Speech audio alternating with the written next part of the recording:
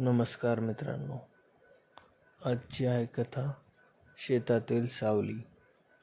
रात्रीचे 11 वाजले होते. गाव पूर्ण अंधारात बुडाले होते.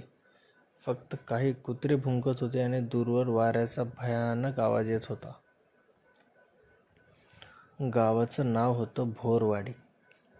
हे गाव नदीच्या काठावर आणि बाजूलाच मोठं शेत, संतू पाटलांचं शेत.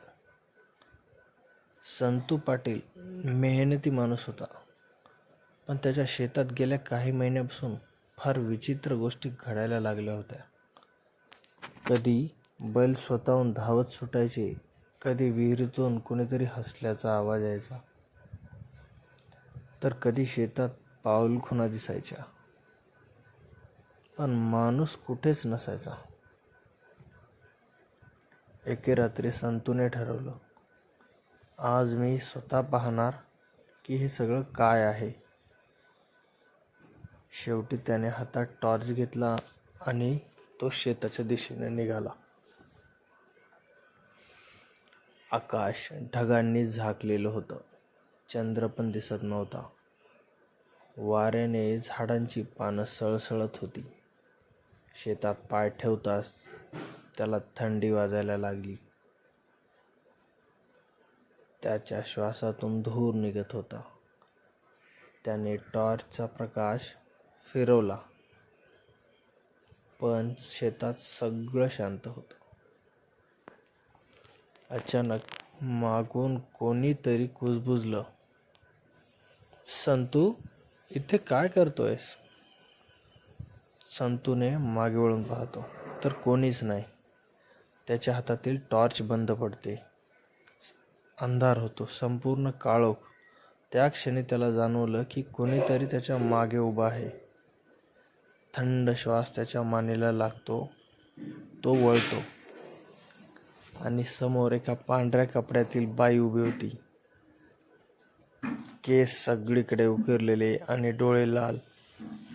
ती काही बोलली नाही, फक्त हळूहळू त्याच्याकडे चालू लागली.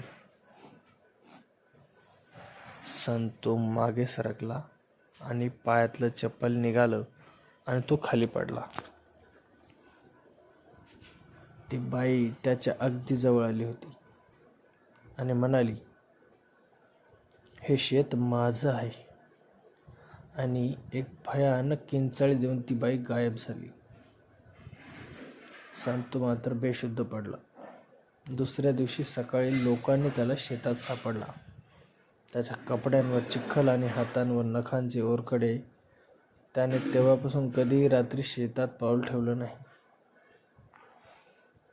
काही दिवसांनी गावातल्या एका म्हाताऱ्याने सांगितलं, त्या शेतात आधी मंगला नावाची बाई राहत होती. ती एकटीच होती.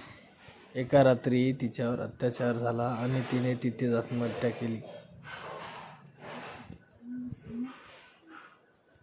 त्याच रात्रीपासून तिथे कोण गेलं तरी तिचा आत्मा दिसतो.